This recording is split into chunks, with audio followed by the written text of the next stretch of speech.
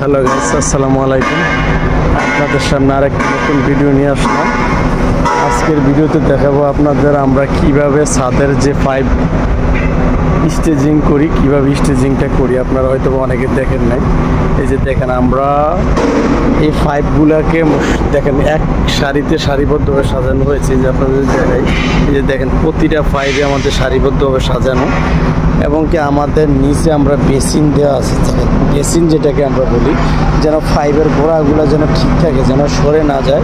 যার কারণে এই যে দেখেন, আমরা রড দিয়ে আমরা এখানে প্রায় 4টে বেসিন ব্যবহার করা হয়েছে। যেহেতু আমাদের ছাদের হাইটটা বেশি, যার কারণে ছাদের হাইট বেশি হওয়ার কারণে আমাদের 4টে বেসিন। এই যে দেখেন, উপরে আরেকটা স্টেজিং বেসিন দেওয়া। এই যে দেখেন, এর উপরে আরেকটা দেওয়া। এই যে দেখেন, এর উপরে আরও 2টা দেওয়া।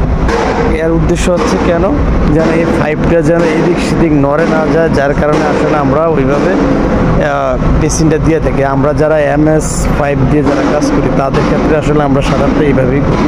আর যারা কাঠের শাটার করে বা বাঁশ দিয়ে করে, তারা হয়তো বা ওদের বেসিন দেওয়াটা ভালো, কিন্তু ওরা অনেকে গ্রাম দেশে যারা আছে তারা বেসিন দেয় না। যার কারণে ওদের ছাদের হাইট কম হওয়ার কারণে দেখা যাচ্ছে ওদের বেসিনের প্রয়োজন হয় না। আর যেহেতু আমাদের ছাদের হাইটটা একটু ভেরিয়েশন থাকে, যার কারণে আমাদের ছাদের হাইট বেশি, যার কারণে আমরা MS পাইপ, এটাই 1.5 ইঞ্চি MS পাইপ, ওই 1.5 ইঞ্চি MS পাইপ ব্যবহার করে থাকি।